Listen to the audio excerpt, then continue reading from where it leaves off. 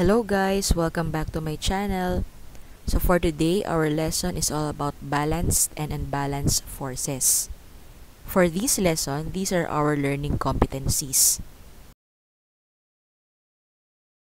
And these are our learning objectives.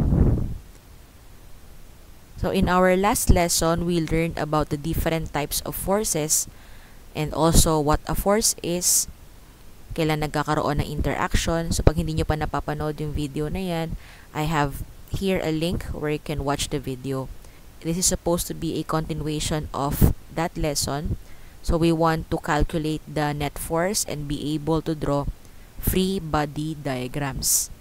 We know that force is a vector. So therefore, as a vector, a force will have direction. So what are free body diagrams in the first place? So free body diagrams are diagrams drawn in order for us to identify the forces acting on a particular object. Just like in the image shown on the screen, we have here a person that is pushing a box. So according to the free body diagram shown, we can see that there is a normal force acting on an object towards this direction. And then of course, since the object has mass, it also has gravitational force. And then this one, okay, since the person is pushing it to the right, then there is an applied force towards the right. And also, since there is no identification whether the surface is smooth, we can say that there is also a frictional force acting on an object. The object there is represented by the dot. Opo, nakikita po natin dito na dot. So, this is an example of a free body diagram. At ito po yung pag-aaralan po natin ngayon kung paano mag-drawing ng tamang free body diagram. But before we can draw accurate free body diagrams, it is important for us to remember what are the forces that are possibly acting on an object. So, dapat alam na po natin by this time how to represent normal force, how to represent applied force, and the other forces. So, paano nga ba mag-drawing ng free body diagrams? These are the steps shown in the book provided by DepEd for grade 7 po, no? Iisa-isahin po natin sila. So first, we have to determine the specific object for which you want to draw the free body diagram. Just like in the previous picture, nakita po natin na meron tayong object na tinutulak dito, meron tayong crate. If the situation states that a free body diagram must be drawn for the crate, then na-identify na po natin yung object. We need to be specific with regards to the object. Next, we have to isolate the object from its surroundings. Ibig sabihin, kung crate lang yung pinapadrawing po na free body diagram, then we have to focus on the crate. Don't forget to represent it with a dot. Okay po, katulad po nung ginawa natin doon sa nauna example, meron pong dot sa gitna. So parang siya po yung origin ng Cartesian coordinate system. And then third, identify all the forces acting on the object. With that object specified, we have to identify all the forces acting on the object based on the interactions shown. May kita po natin dito sa example natin na meron siyang isang tao na tumutulak sa crate at yung crate ay gumagalaw at nakadikit sa isang surface. So from there, magkakaroon na po tayo ng hint kung ano yung mga possible na forces acting on the object being specified. Okay, next step. Use arrows on a Cartesian plane to represent these forces. So, ano po ba yung Cartesian plane? Yan po yung ating north, south, east, west. So, halimbawa po ganyan po siya, 'di ba?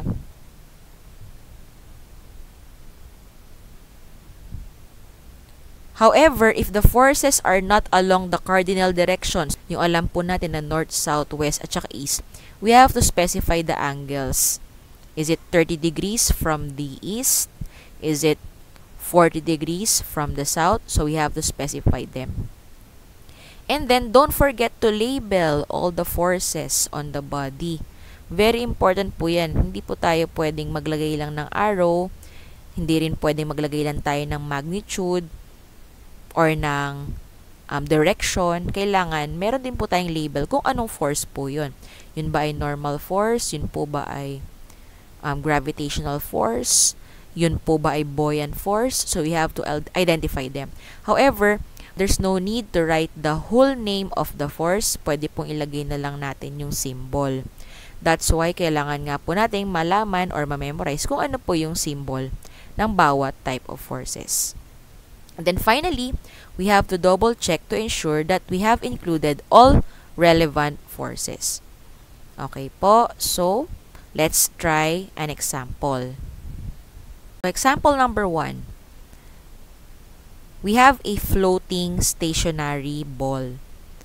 So in this activity or exercise, we need to identify all the forces involved in the situation and then draw a free body diagram for the given object.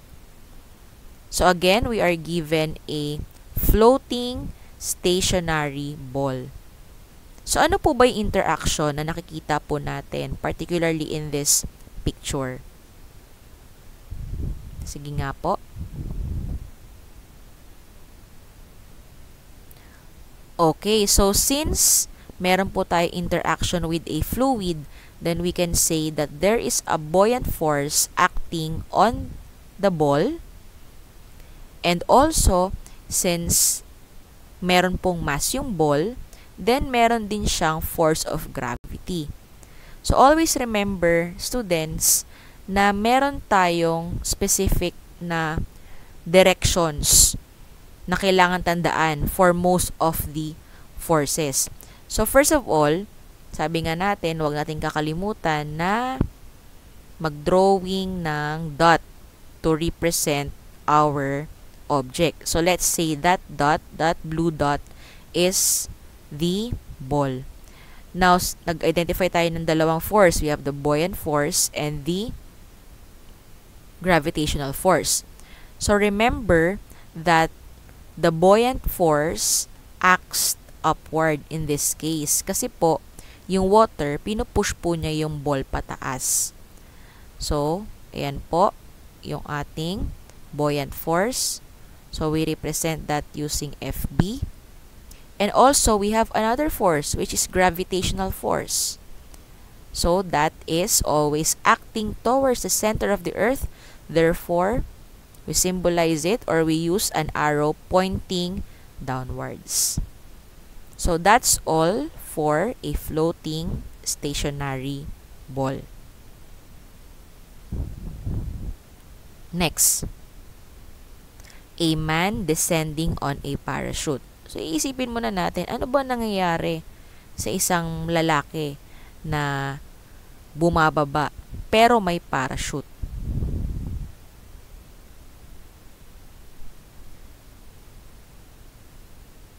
Is there a force of gravity? Yes, kasi meron pong mass yung lalaki. So, syempre, mag-drawing po ulit tayo dito. This is your object. The object here is the man. And then, meron siyang force of gravity downwards. Ano pa? Meron tayong parachute. So, ano po yung parachute? Similar po siya sa buoyant force. It counters the force due to gravity. So, therefore, the arrow must point upwards. That is your F-air or the air resistance. Alright, so let's try a harder one.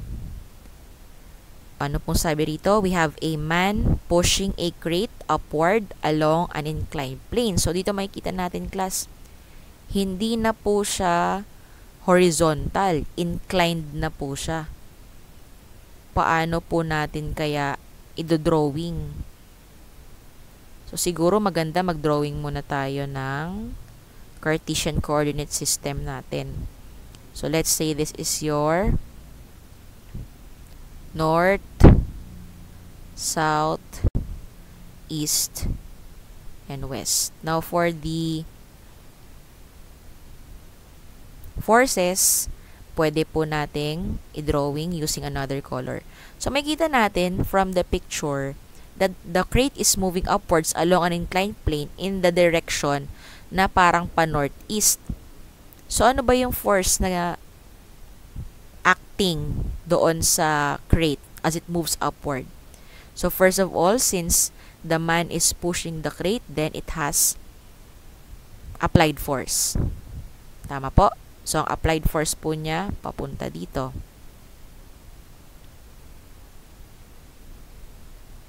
Okay, by the way, we forgot to draw. Okay, ito po yung ating object. Next, meron po bang force due to gravity ang crate? Yes, of course. It's always directed downwards. So, kahit na yan ay nakatabingi, pa baba pa rin po yung ating FG. Okay. Next, ano po bang force? Every time na meron po tayong isang object na lying on a surface, we have a normal force. And that force must be perpendicular to the surface. So, kung ang surface natin ay paganito po, so, ibig sabihin, ang ating normal force ay dapat paganyan.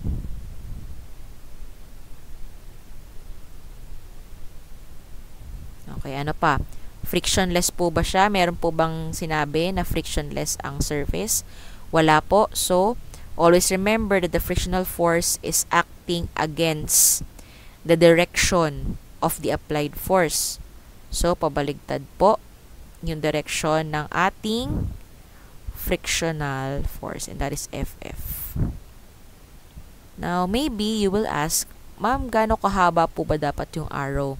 As of now, since wala pa tayong mga values ng applied force, ng normal force, and other forces, then we can draw uniform lengths for the arrows. Hindi ko lang na-drawing ng uniform lengths, na sobrahan lang yung applied force natin. Pero once po na may idea na po tayo dun sa motion ng object, let's say the object is slowing down, the object is speeding up, then we can already draw longer or shorter arrows. But for now, our task is to identify the forces and draw free body diagrams. So, yun po muna yung ating ginagawa. Okay? Now, let's move on to the concept of net force. Ano ba ibig sabihin ng net force? If we have two or more forces acting on a body, just like in the examples shown a while ago, then we can determine the net force, okay, by simply adding the forces.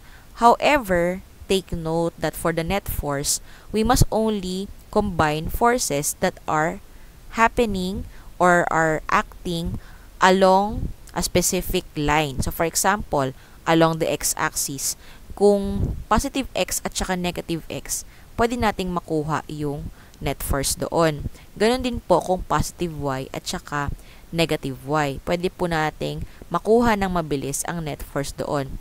Ngayon, kung magkaiba sila ng direction, meron na po tayong ibang process na gagawin para makuha po natin ang net force.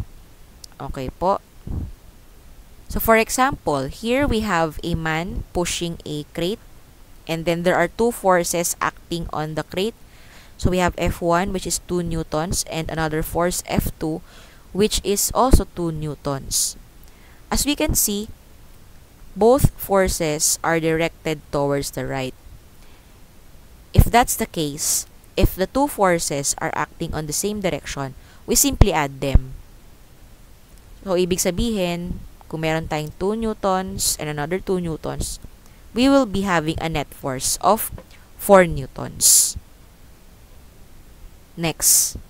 Dito naman, meron tayong isang crate ulit, pero we have two people pushing the crates in different directions. So man number 1 pushes the crate towards the right with a force of 2 newtons, while man 2 pushes the crate at the same amount of force, however, towards the left. So, paano pong gagawin natin dyan?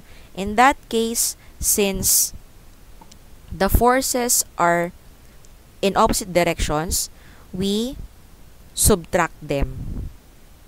So, since towards the right po, 2 newtons, then we have towards the left, that's also 2 newtons or negative 2 newtons. So, we will simply subtract them. So, that will be 2 minus 2. And we will be getting 0 newton. So, there is no net force. Now, what if nagtutulak pa rin yung dalawang lalaki, pero magkaiba na po yung magnitude ng kanilang force? Halimbawa, si man number 1, tinutulak niya yung crate towards the right with a force of 4 newtons, while man number 2 pushes the crate towards the left with a force of 2 newtons. Since magka-opposite pa rin po yung direction ng forces natin, then we again subtract. But this time, since mas malaki po yung force ni man number 1, then magkakaroon tayo ng non-zero value for the net force. We have 4 newtons plus negative 2 newtons is equal to 2 newtons. Now, dito na po papasok yung concept ng balanced and unbalanced forces. Simply put, pag sinabing balance, balanse, ibig sabihin, if we have a force in the left and force in the right, equal po yung values nila. Pag unbalanced naman, unequal yung values nila. So, what happens? If the net force is 0, it indicates a state of balanced force. So, that is precisely what is being shown by this image, image A. We have man 1 having a force of 2 newtons and man 2 exerting a force of 2 newtons. However, opposite po in direction. So, what happens when there are balanced forces? If this happens, the object will remain either stationary, pag sinabing stationary at rest, or move at a constant speed in a constant direction. Dalawa po yung possibility, okay? So, pwedeng ito po ay hindi gumalaw at rest, or pwede siyang gumalaw in one direction, pero constant lang yung speed, hindi nagbabago. However, if the net force is not 0, just like in this image, image B, then the body will move in the direction of the net force. The body will accelerate. Pag sinabi accelerate, it will not move at a constant speed. So, for example, in image B, sabi natin dito, the net force is 2 newtons. Positive po yan. O, ibig sabihin, since there is a non-zero net force in this example, the object or the crate will move towards the direction of the net force. So, positive yan. So, ibig sabihin, the crate will move towards the right. Clear? Okay po. So, I will be showing you a simulation na meron tayong makikita na mga tao na gumagalaw with different amounts of forces. So, let me switch my screen. Okay, so I have here a PhET simulation on force and motion. So, makita natin dito, sila ay naghihilahan, no? So, I will be checking the sum of forces, the values, okay, and the speed. Tingnan muna natin yung sinasabi natin kanina na balance force. So, sabi natin kanina, balance ang force kung equal yung nasa left at saka yung nasa right. In that case, the net force is 0. So, lagay po tayo ng isang bata rito. We can see that the force pulling po ito pulling, hinihila is 50 newtons. So, hanap din po tayo rito sa kabila ng kaparehas niya. So, we have 50 newtons towards the left and 50 newtons towards the right. So, look at the speed po, no? Yan, ito po yung speed natin. Speedometer nasa gitna. So, go natin. So, makikita natin kahit sila ay maghila-hila dyan or humila ng humila, walang nangyayari. So, the crate or the wheelbarrow in the middle is at rest. Okay po? Paano kung palitan natin yung ating player? So, we choose someone with a larger force, 100 newtons. Lagay rin po natin yan dito. Okay, try po natin ulit. So, the scenario is the same. Since equal po yung left at saka yung right, then balance ang forces and the net force is 0. So the wheelbarrow will not move. Try naman natin yung unbalanced forces. So, maglagay tayo ng malaki dito. So, that is 150 newtons. And then, maglagay tayo ng maliit dito sa kabila. Ayan. So, we have 150 newtons for the left side and 50 newtons for the right side. As we can see, kita na po dito yung summation of forces or yung net force po natin. So, yung net force po natin is 100 newtons towards the left. So, as expected, dapat po yung ating wheelbarrow ay mag-move towards the left. So, tingnan po natin. Okay. Ayun po. Nanalo si blue. So, next. Paano kung dagdagan natin yung forces? Lagyan natin ng isa pa rito. So, naging 200 newtons na po ang total ng right. So, this time, we can see that the sum of forces now is directed towards the right. 15 newtons na po yung net force natin. So, dapat, yung wheelbarrow natin mag-move towards the right. Tingnan natin.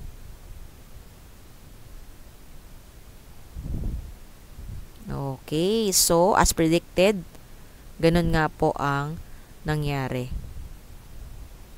Okay? Again, remember that whenever there are balanced forces, the object will remain stationary or moving at constant speed. However, pag unbalanced na po siya, then the body will move along the direction of the net force, but the speed is not constant. It will accelerate. Okay po? So, last part of this discussion is to identify whether the forces in the following situations is balanced or unbalanced. So, first, tossing a coin. So, pag halimbawa, naghahagis po tayo ng coin, is it balanced or unbalanced?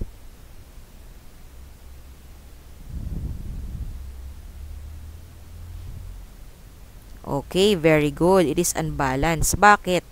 Kasi the moment that a coin is tossed, only the force of gravity acts on it. Tandaan po natin yan, no? We can assume negligible air resistance. So, almost zero C air resistance. So, again, only the force of gravity acts on the coin. So, saan nga ba nakadirect ang force of gravity? Yan ay downwards. So, let's say, kunwari, ito po yung coin natin. Ay, medyo taba natin yan. So, only force of gravity acts on the coin. So, therefore, wala nagbabalance sa kanya. Unbalanced yung force. Okay po? Next. Sitting on a chair. Is it balanced or unbalanced? So, pwede natin siyang isipin po na ganito, no? whenever you are sitting on a chair, are you moving or are you at rest? You are at rest. So therefore, balanced siya. Now the question is, what are the forces acting on someone, on a person that is sitting on a chair? Bakit siya balanced? Kasi pag tayo ay nakaupo, meron tayong force due to gravity. At syempre, nakalapat yung ating puwet sa upuan. So, meron tayong normal force. The normal force balances the gravitational force. Okay po. Next, falling stone.